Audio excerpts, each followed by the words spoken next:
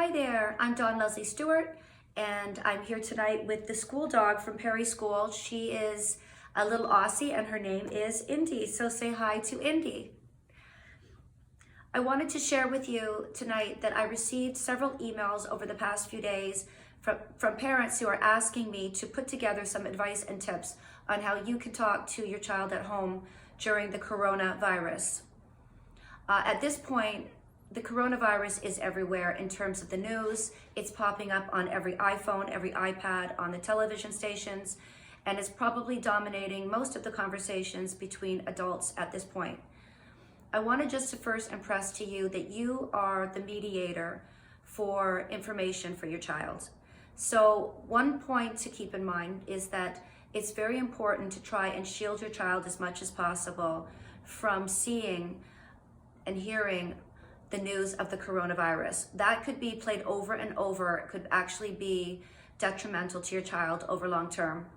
We've seen that research done in the past during 9/11, for example, children that saw many of the images on television repeatedly, they had long-term effects of those images going forward. So keep in mind that when you're having conversations at home or you have anxiety or fears regarding the matter, it's really best to do those behind closed doors. Make sure a door is shut and your child can't hear, just to make sure that they're not hearing information that really is not developmentally appropriate for them.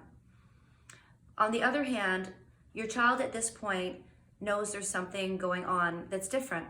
That's just without a doubt. Even if you kept your child away from the media and most conversations, they've definitely noticed that people are walking around with masks. They've also noticed that all of their extracurricular activities have ceased and that they're not going on play dates, they're not at school, my parents are not at work, my nanny or my babysitter is gone, depending on your situation. So there's been a lot of changes very quickly to everyone, across the United States.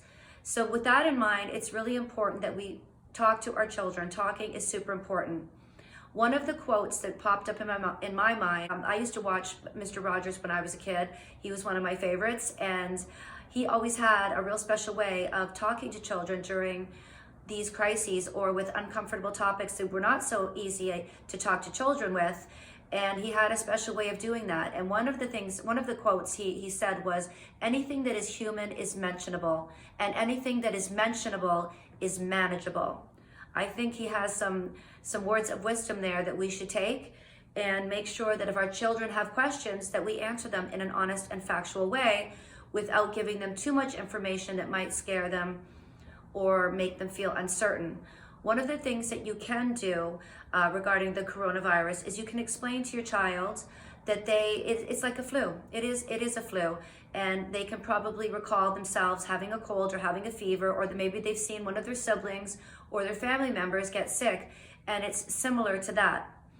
If your child is afraid of getting the virus, what you can tell them is that most young children do not get this virus, and that they are safe, and that doctors and professionals are taking care of all the people that are sick right now.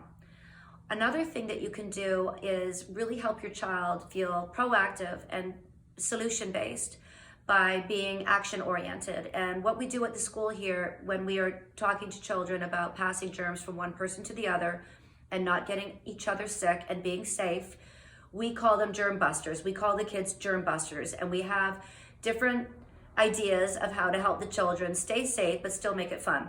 If you notice when children cough, they do not understand about germs, so either they'll cough right out into the open or they'll cough into their hands. So what we do is we show children how to cough into the elbow, and we call it catch a cough. So every time the child coughs, we show them how to cough into the elbow, and when they do it, we say, "You caught a cough," and they get very excited, and we give them a positive affirmation with that. That's a nice way of teaching them to do that is very child-centered and keeping them involved. Another way that we get children to wash hands appropriately for the right length of time is when we go to the sink, we sing a song. Yeah, we do. And we'll either pick the child's favorite song, which you can definitely do at home, or we might do ABCs or a song that we're working on at the school, or happy birthday, something like that.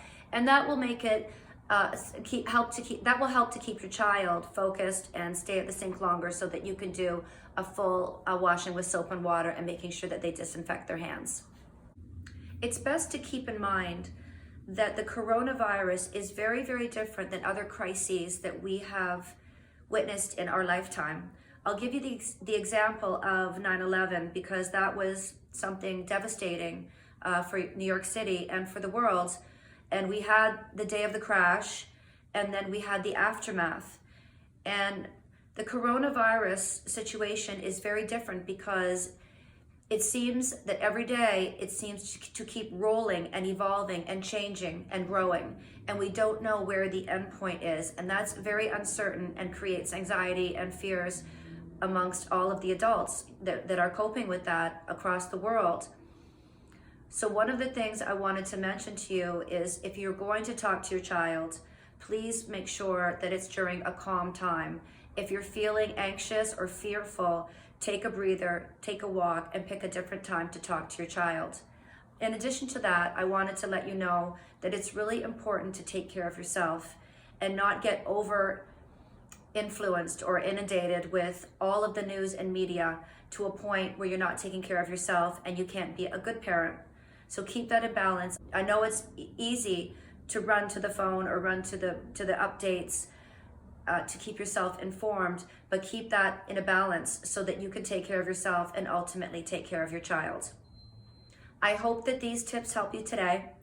And if you have any questions or comments, you can comment on the YouTube below. You can also email me directly at Dawn, D-A-W-N, at Perry, P-E-R-R-Y, school.com. That's dawn@perryschool.com, or leave a comment below, and I will definitely get back to you if you have any questions or concerns.